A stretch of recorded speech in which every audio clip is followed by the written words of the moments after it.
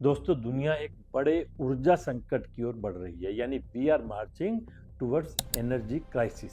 क्या आपने गौर किया, दुनिया भर में बढ़ते क्रूड ऑयल प्राइसेस के कारण पेट्रोल डीजल की कीमतें भी तेजी से बढ़ रही हैं और इसने मजबूर कर दिया है सरकारों को सख्त फैसले लेने के लिए। तो ये सब किसी एक देश की समस्या नहीं है, पूरी दुनिया इस वक्त एक गंभीर ऊर्जा संकट से गुजर रही है। आइए देखते हैं दुनिया में क्या क्या हो रहा है। अमेरिका के कई राज्यों में वर्क फ्रॉम होम को बढ़ावा दिया जा रहा है ताकि ईंधन और बिजली की खपत कम हो सके। पाकिस्तान में पीएसएल मैच बिना दर्शकों के हो रहे हैं।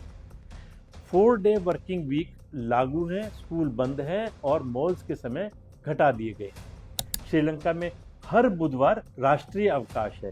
सरकारी दफ्तर, स्कूल, यूनिवर्सिटी सब बंद, सिर्फ ईंधन बचाने के लिए। बांग्लादेश में दुकानों और मॉल शाम 7 बजे बंद। सजावटी और अनावश्यक लाइटिंग पर पूरी तरह बैन। चीन न सिर्फ इलेक्ट्रिकल व्हीकल को बढ़ावा दे रहा है, बल्कि कोयला और हाइड्रो पावर के साथ रिन्यूएबल एनर्जी में रिकॉर्ड निवेश कर रहा है। थाईलैंड ने एसी का टेम्परेचर 27 डिग्री सेंटीग्रेड तय किया है। सरकारी दफ्तरों में कोट टाई पर रोक ताकि बिजली बचे।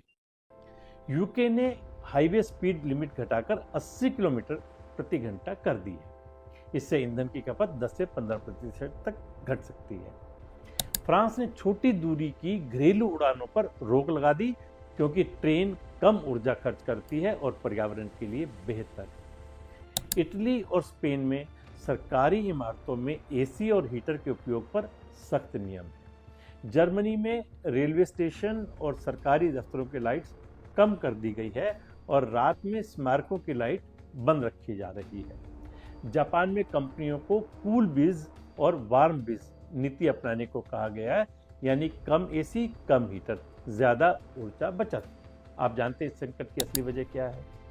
मध्य पूर्व और रूस यूक्रेन क्षेत्र में तनाव, तेल और गैस की सप्लाई चेन में रुकावट, कोयले और गैस की कीमतों में ऐतिहासिक उछाल, जलवायु परिवर्तन के कारण बिजली उत्पादन पर असर। इसलिए पूरी दुनिया में पेट्रोल, डीजल, गैस और बिजली महंगी होती जा रही है।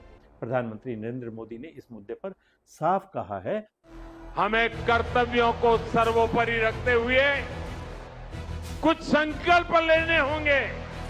पेट्रोल डीजल का संयम से इस्तेमाल करना। हमने कोरोना के समय में वर्क फ्रॉम होम की, ऑनलाइन मीटिंग्स की,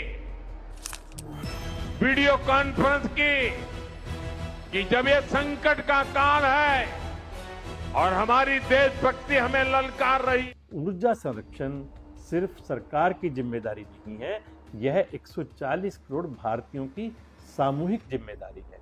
उन्होंने मिशन लाइफ यानी लाइफस्टाइल फॉर एनवायरनमेंट के तहत अपील की है कि अनावश्यक बिजली का उपयोग ना करें। एलईडी बल्ब और ऊर्जा कुशल उपकरण यानी एनर्जी एफिशिएंट सिस्टम्स अपनाएं। सार्वजनिक परिवहन और ईवी को प्राथमिकता दें। पर्यावरण अनुकूल जीवन शैली को अपनाएं। पीएम ने यह भी कहा है कि आज की बचत ही आने वाली पीढ़ियों की सुरक्षा है। हम भी कमरे से निकलते समय लाइट, पंखा बंद करें। एसी 26-27 डिग्री पर रखें। छोटी दूरी पर पैदल चलें या पब्लिक ट्रांसपोर्ट लें। पानी और ईंधन की बर्बादी रोकें। याद रखिए, छोटी आदतें बड़ा बदलाव ला सकती हैं। नमस्कार।